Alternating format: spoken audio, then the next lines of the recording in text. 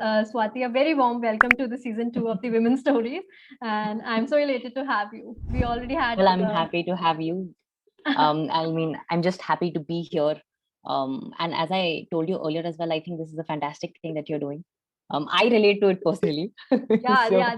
I mean, yeah, the aura, I can already feel the aura because we have like similar vision and we are already yeah. working towards it. So collaborating with you is something of different level. So, we already had a conversation around this, but I would love Yeah. you to narrate your story behind the Vision Nari, Um, the so visionary I Nari. started, Yeah, yeah, visionary. yeah. Actually, quite interestingly, if I just talk about the name for a minute, I think I took like 3 weeks to just figure out a name. And I mean 3 weeks, like day and night, being like, what should be the name? What should be the name? Because I get so there are some things that I really get stuck over, and I'm like, brand name needs to be right. Because Yeah. podcasting is new. If I don't hit the nerve right, then how are people going to discover this? This should resonate with the audience, but it should still be me because it's my brainchild. So it literally went to a point where I was writing down a couple of words, and I was like, okay, this episode and this podcast and this show will encapsulate these things. And one thing that was popping up was visionary. Visionary, it will be about visionary women, visionary women. And I was like, visionary, should I make it visionary? And that's how it all clicked. And I was like, this is it. This is what it is. After 3 weeks of hard work, this is the one. So yeah, the idea came around June 2019, Kushi, at a time when I myself was going through a phase where I was thinking about the next step in my own life. And I was approaching my late 20s, and I wanted to figure out what is it that I want to do next in my life. Should I go for my master's? Should I think about settling down, in the traditional terms, getting married, everything like that. And I was always an ambitious person. So I was also thinking about, is this the right time for a career change or whatever? Should I shift gears, try out something new? Considering that whatever I plan for my own life, I'm still a woman and I am on a biological clock. We all are, right? It's ticking. Exactly. So Absolutely. how do we balance this thing out? And our journey is quite different than that of a man. Because of certain biological reasons which we unfortunately can't change. So while I was going through all these questions in my own head, I thought that there are so many amazing women who have done such great work, and let me just tune into their stories. Let me listen to them. What is it that they did at what time? How was their process like? Were they as confused as I was about what I want to do in my life, or whatever it is? And I was an avid podcast listener, so I thought, let me just tune into one of these podcast shows and just find them up and listen to their stories. And this is June 2019. To my surprise, I couldn't find any. I was like, of course, one of the great, some of the great publications or any news portal in India must have already started something like that. And there weren't any. So I thought, I love podcasts. I love listening to them. And I know how to edit and create a show. So I might as well just make a show out of this. And that's how the Visionary podcast was born. And even your logo is very intriguing. I think that bindi, the red bindi, is for a purpose. So please tell your story behind that. Actually, the story behind the logo is pretty simple. I think because I'm not a design geek and I'm not an expert, so I just figured out something where I knew the basic brand color, so I knew it's going to be yellow because it's going to be about certain sort of elation. It's going to be hopeful. This show is going to be about happiness in that way and joy. And yellow for me is that color. And I thought that okay, I have a yellow color, but I did not want it to be bland, so I added that the whatever the abstract thingy. I don't know what it's called, the lines. And then I used the Vision podcast in like an English font, and then I added Nari in Hindi, which I couldn't find a font for. So I literally went on Google, typed Nari in Hindi, copy and pasted it, and I was like, please just be here with a hyphen. And I was like, there needs to be, even though I have put this together in 30 minutes, there needs to be something that is me, and there needs to be something that talks about what this is. So bindi for us, for a Nari, is a very strong it's a strong concept. It's a very strong image. It's a strong visual, at least for me. So I added that, and that's how you create, at least I created a logo in 30 minutes using a Creative Commons template. No. Actually, the bindi is a very strong symbol for, especially it actually resonates your targeted audience, that is Indian women. So it is clearly narrating the purpose of your podcast. Yeah, I'm so glad someone noticed it. Thank you so much, Kushi. My efforts were not in vain. Absolutely. So you have been bringing these amazing women on your podcast. I would love to know any particular story from the visionary, the Nari, that has stuck in your mind and soul forever. all of them are my favorites because it's like picking up your favorite child. And I absolutely, I'm not saying just for the sake of it, but I absolutely love each and every woman and each and every episode that I've ever recorded. But I'll give you a small teaser. So there is a show that I'm editing currently, which I'm going to make live either tonight or tomorrow. And it's about this person called Radha Rani Mitra. She's the global creative advisor at BBC Media Action. And she's this amazing person who has worked in the communication industry and the communication space since the past 20 plus years. And she has in her recent and more deep and thoughtful work includes her stint at BBC Media Action, where she has worked at national and international campaigns. And these are much more campaigns that have social impact. These are the campaigns that have public service. So they're technically called national and international public service campaigns. So she has worked on those, and few of them includes the condom normalization campaign that was released, if you remember, around 2007 2008, where there was a parrot. This ad used to come on the TV. I mean, I don't remember. I was a child of 8 years at that time. Yeah. So she has done some impactful work, and I was just, before getting on a call with you, I was just editing her episode, and I'm really excited to share that with the audience and the listeners, because she talks about her life. She's a single woman. She talks about her life on what storytelling means to her, and when she moved from the advertising industry to BBC Media Action, the sort of work that she had, the sort of fulfillment that she gets from that work, the impact that it has had. It's quite, at least for me, it was quite overwhelming and joyous in that way. So it's a very warm episode. It's that episode which makes me realize, oh, this is the reason why I started Visionary. This is exactly the sort of story that I wanted to hear. So yeah, that is my current favorite because I was editing it right now. So if I have to pick one, I'll pick that. I mean, yeah, that's a very empowering story, especially a single woman carrying her so beautifully and charismatically. That's a courageous step, and I'm super excited to listen to that podcast. I've been listening to your podcast like we binge watch on Netflix. So I'm super excited for that. Which one is your favorite, I must ask? As I see, the last one that I watched of Miss Purnima, if I'm not wrong, the doctor. You won't believe, but while she was narrating her story, I had kind of like tears in my eyes, because being a biology student, and I know some of my friends, they even haven't completed their MBBS, but due to this emergency, they were recruited in the emergency department to handle these situations, and that was horrifying for their parents. Even I should not, tell this in this episode, because I've always tried to keep the happy vibes, but one of the doctor, being from a biology background, so I follow these doctors on Quora. They like, I'm their fans. I don't like actors. I like doctors. So this one doctor committed suicide, and he had completed his MBBS from AIIMS. So I mean, you kind of visualize that the students who have graduated from AIIMS or IITs have perfect life and they don't have nothing to lose.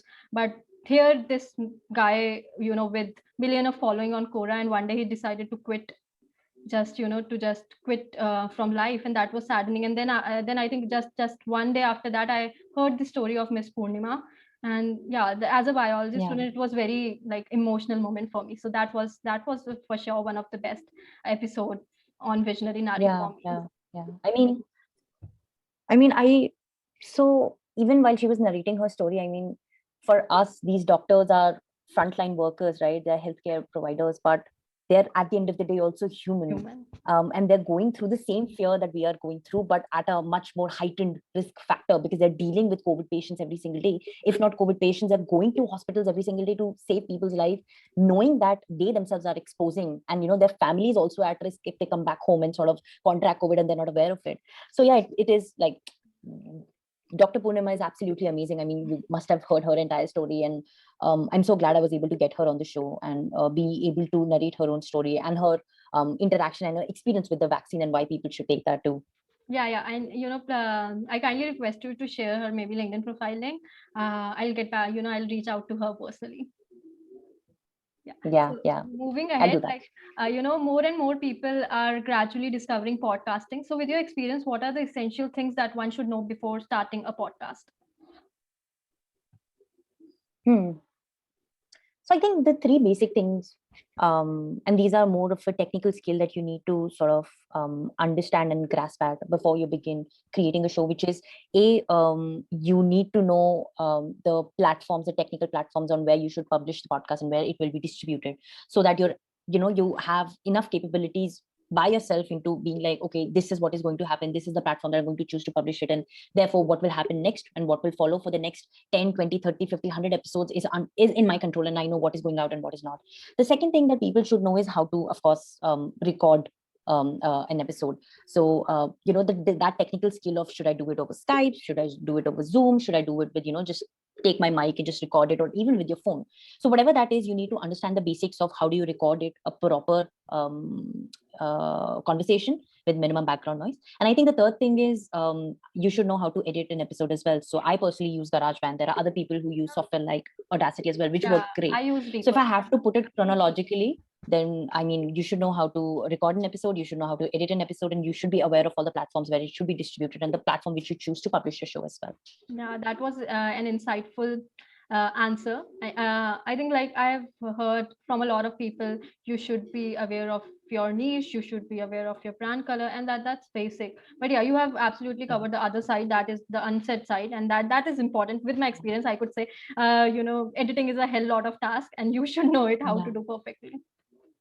Yeah. Also, I think because podcasting is such a new medium, people feel that it's much more than, what they see out there. I mean, it's really simple. I mean, I think I feel it's simpler than editing a video, because in video you have visual, there are so many nuances to it. So if you know how to record, if you know how to edit, and if you can figure out a free platforms like all these Anchor and places like that, then it's really easy to create an episode. Like the brand colors and everything then can just be at the backdrop, and you can take care of it later, but at least you have the technical skills at place, and then you can work on streamlining the concept and seeing how you can sort of scale it further. Yeah, absolutely. So, continuing to the above question, there are terms like CPM that are used in the podcasting world. In case of influencer marketing, generally the number of followers and engagement is observed. I would be pleased if you can enlighten our audience with certain terms that are used with regards to podcasting. Okay, so I might not be the best person to answer this, because in terms of the terminology used in the podcasting industry, I think it's still quite new, and people are still getting used to what it is. So within the podcast community, you and I can establish certain words, but if end of the day, other marketeers or other people that you're pitching it to, let's just say potential sponsors, are not aware of that, then it really doesn't matter that much. But I think one of the key things in podcasting that you need to take care of course, CPM and everything is important, is listenership and downloads. And I think these are the two basic things that will, at the end of the day, get you either listed in a great publication, or it will get you sponsors if you want some.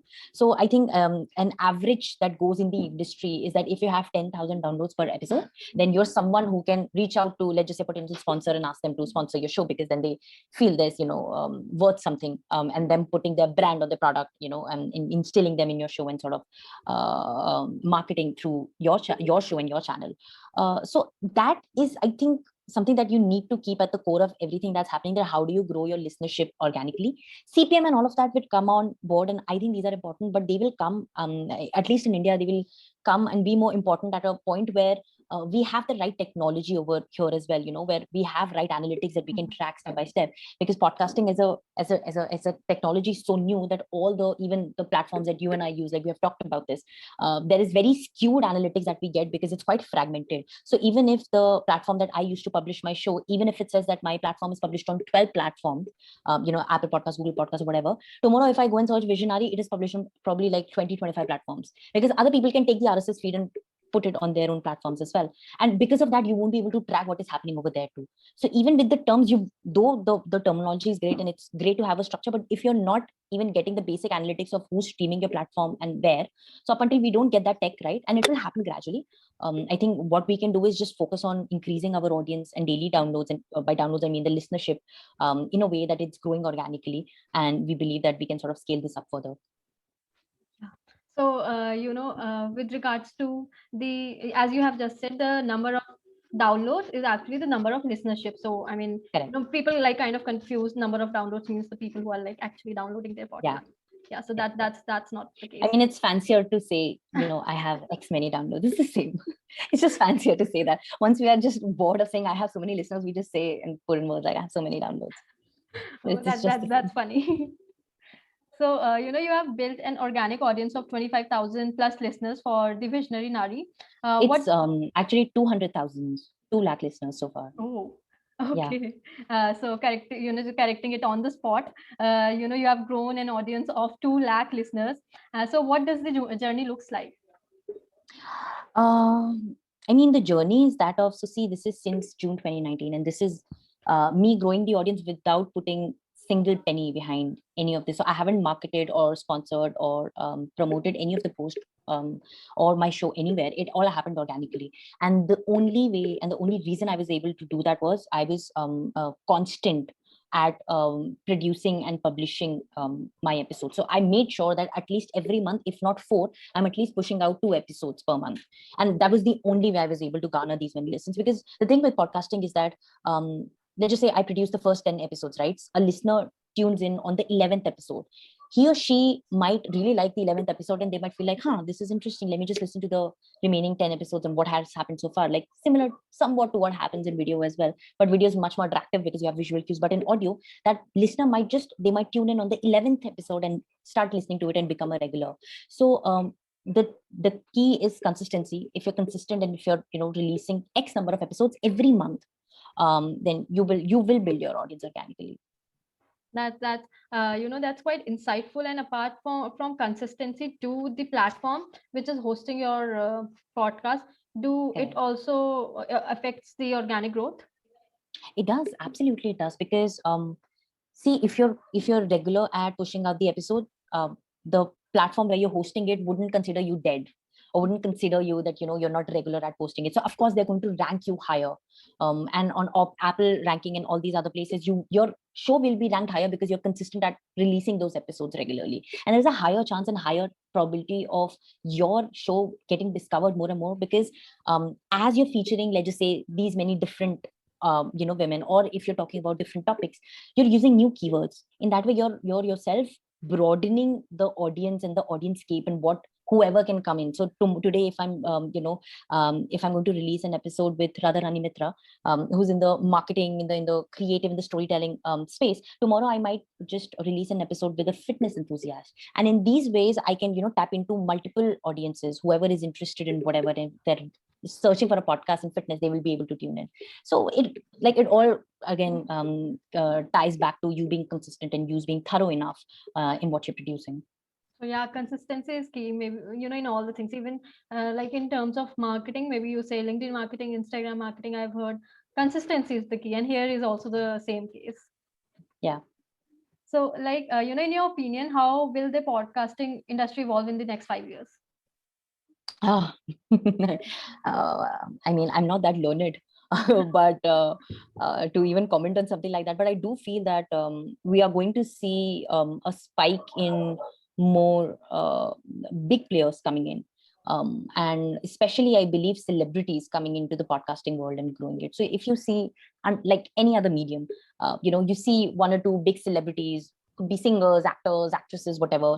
They come in and they bring a host of audience to their show, and that audience, once they get hooked to that medium, then they start multiplying and listening and really diversifying and going to other shows as well. So I think that is going to happen. There's going to be a lot of fictional content that is now, it's already happening, but right now in Indian podcasting world, it's predominantly non-fiction. So we're going to see a surge in fictional content as well. And yeah, more stories, we'll see many more stories, and I think storytelling is the hook that is going to get a lot of audiences in, along with celebrities, of course, because they already have a ready-made follower base. And more people are going to come in, and this is going to boom in like quite sporadically, if I must say so. It already is, and it's going to boom further. Yeah, that's the case with YouTube. I think presently celebrities are making their own channel on YouTube, and they are like posting random stuff, and yeah, they are bringing their audience along with it. And yeah, you have said right, and I also hope for the same, because at the end it will also benefit podcasters like us. Yeah. Yeah. So that's good. So we both have a common vision to empower girls and women around us. Today, I would like to know what empowerment means to you. I mean, empowerment, at least in a very simple term, to me, it's a process. It's a process of giving power or a springboard to someone to create whatever their heart wishes. It's a process of giving equal opportunities to everyone, regardless of their gender, caste, or creed. And I think it's just a process of just being and letting someone be, and also powering them into doing whatever it is that they want to do. Yeah, that's so beautifully described. And adding my opinion, I feel empowerment is to make feel the other person something, Mm. to make feel the other person special, and to make them feel that you matter. Yeah. So, I think you are the right person to guide me about a few ways to monetize a podcast. And, this has been quite a buzz topic, believe me. I've been receiving a hell lot of questions on Instagram also, tell us how to monetize a podcast. And my reply is only, it has been just 2 months since I've started podcasting. I'm not the right person to guide you, but let me see if I could just have some expert to guide me and guide them also. I mean, some of the ways on how people are already doing it are, already set in terms of the template. So, like one way on how people are doing it is they're getting partners on board for specific episodes.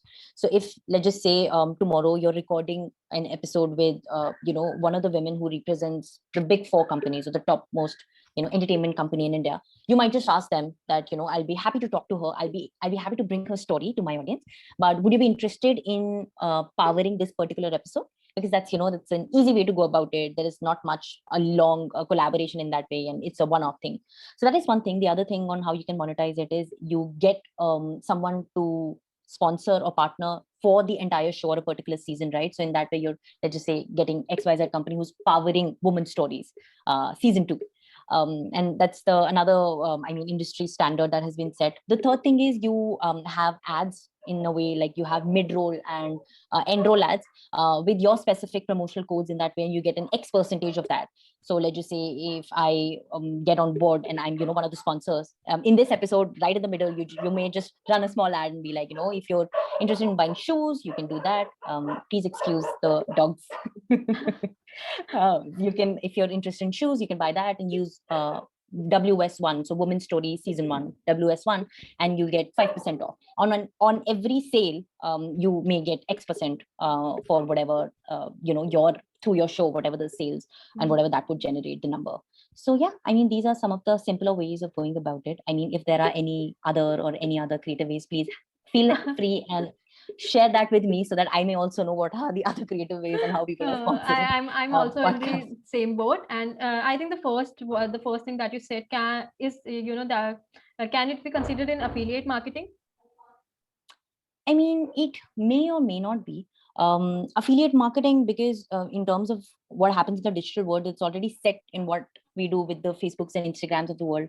Though the technicalities may be same, since podcasting is a completely different medium altogether, I'm not sure if that is exactly what we can sort of label it as.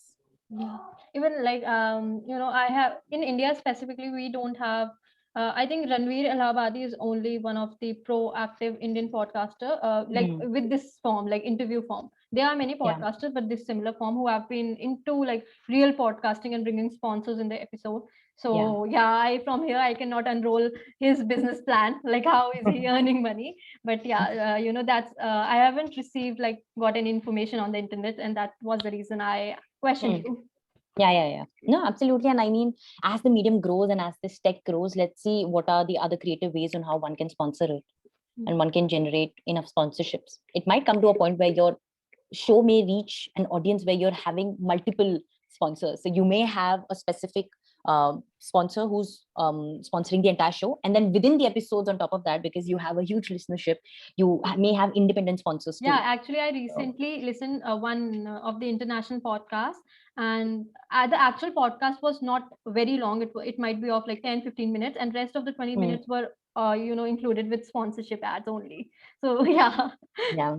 I mean, kudos to that person, but I'm not sure if that's a valuable and that's a great way to go about it, because if your sponsorship and the ads are exceeding more than your content, then you might just not be, you may be generating a lot of money, but you might not be building an organic audience.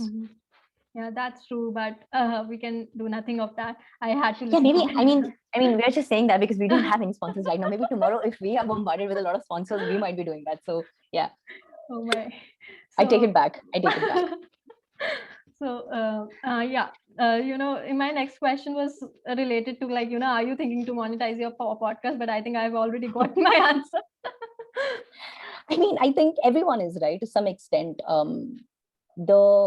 The sort of the scale at which they're looking to monetize it may vary, but I do believe that, with the sort of effort that you're putting in, even if you're not planning to have that money for yourself, you can probably start a charitable group, or you can donate in whatever charity you believe in, or help out others. Because if you're building the audience, and if you have the opportunity, and if somebody's giving you the money, then if you don't want to accept it, just channelize it somewhere. I think that'll be a smarter way to do, because somebody else who might not have the means may have the access to money that you may not want. So, sponsorship, I don't see any reason why somebody would not want to monetize their show. Absolutely. So yeah, I wish that you get your podcast monetized ASAP. Then, I'll run behind you and I'll say you to teach me how to monetize mine. So lastly, a message that you would like to give to women fraternity through this platform. It's actually quite simple. I would just tell them to not overthink. If they believe that they have an idea, it might not be $1 million idea, but it is some idea that they believe in. They shouldn't overthink and doubt themselves, and they should just take that idea and run with it. Whatever that is, it could be podcasting, it could be their startup idea, it could be an idea of a story or a script or whatever that is. Because I've personally seen that women tend to doubt and correct themselves more than men do. Like my limited observation. So yeah, if you have something like that, just don't overthink. Just do it. This is not sponsored by Nike, but I'm saying just do it. Whatever that is, whatever it is that you want to do. Worst case scenario, it won't kick off. But that's still not the worst thing that could happen to you. The worst thing that could happen to you is you having a potential to create something out of nothing, right? And you not taking a chance on that. So yeah, my 2 cents. Yeah, that was a good wrap to this podcast episode. And my take is, I think the women have been programmed in some way that they are not accepting their potential. Might be, it might be like it was necessary, as in the past, the circumstances were like that. It was necessary for women to be programmed like that, because we know in our culture, women have been respected. If we track back to, before Mughal era. So yeah, the women were very, top in the hierarchy. So now we we have to come again to that programming, that sensible programming that was before, and we have to kind of start respecting ourselves. Yeah. And I hope to see more and more women in podcasting. This industry, this medium is just booming. And women have a great first mover advantage if they, want to start podcasting or become a podcaster, because they do have a platform where they will have an organic way of reaching out to their audience if they start now. So yeah, kudos to that message. And I think it was one of the most laid back and funny podcast episode that I've ever recorded, and I thoroughly enjoyed it. Mission accomplished, Khushi. And thanks a lot coming onto the podcast at 11 It's absolutely my pleasure. It's PM. Yeah, sorry, PM. Yeah. I'll edit this part. I'll cut my voice. Let it go. You should just let it be, because I think a little bit of goof ups here and there are nice to see, because it just makes us